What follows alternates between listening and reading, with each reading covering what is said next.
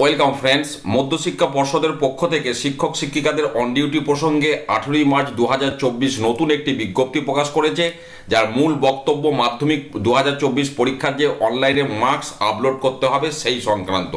যেটা বলা হচ্ছে যে এই কাজটি করার জন্য হেড এক্সামিনারদেরকে দুটি অতিরিক্ত অন ডিউটি দেয়া হবে এই মার্কস আপলোড করার জন্য। পাশাপাশি হেড এক্সামিনার যদি কোনো স্কুটিনিয়ারের সহযোগিতা নেন, তিনি একদিন অতিরিক্ত অ্যাডিশনাল ডে তিনি একদিন অতিরিক্ত অন ডিউটি পাবেন। অর্থাৎ বিষয়টি যা দাঁড়ালো, 2024 মাধ্যমিকের অনলাইনে মার্কস তোলার জন্য হেড এক্সামিনার দুটি এবং স্কুটিনিয়ার যদি ওই কাজে নিযুক্ত হন তিনি অতিরিক্ত একটি অন ডিউটি পাবেন।